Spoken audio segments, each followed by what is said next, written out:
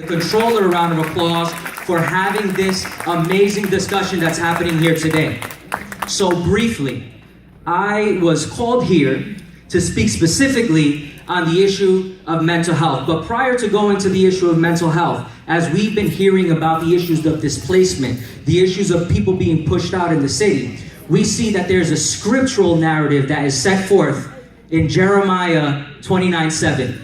We see the people of Israel, right? We're gonna preach. So we see the people of Israel,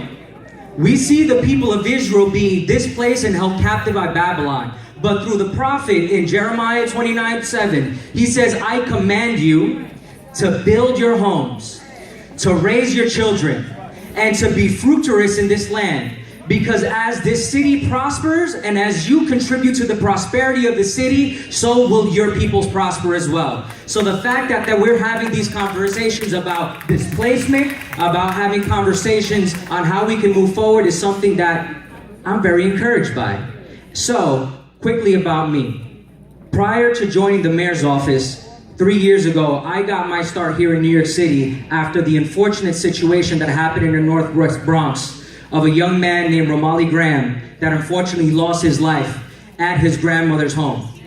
As opposed to doing things which is demonizing individuals, yes,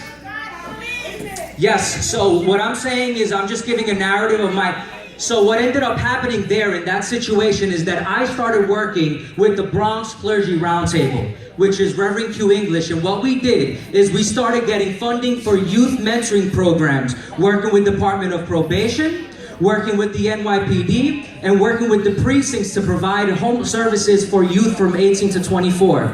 After that situation, I was able to work through Hurricane Sandy, engaging faith communities on the issues of volunteerism. And 6 months ago, I've had the opportunity to be able to be appointed by the mayor to be serving as the faith liaison for the city of New York. One of the things that we've done that has directly benefited the location here at this church, that we actually had a conversation with Bishop Williams, is creating and crafting a program called Opening Doors.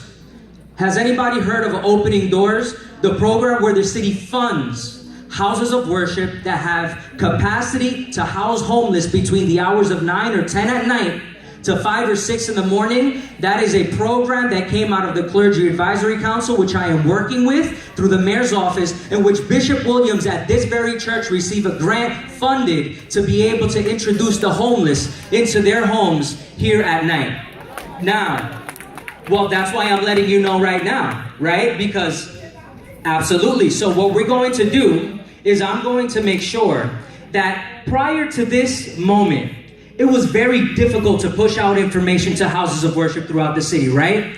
We have this interesting dynamic where only the large churches, the large mosques, the large temples are the ones that are connected to City Hall. But I am charged, being here today, to be able to connect throughout the city, to be able to promote these services that we're going and spinning out throughout the city. And in addition to the homeless services that we're providing, one of the things that I'd like to talk to you about is about the city's investment in mental health programming.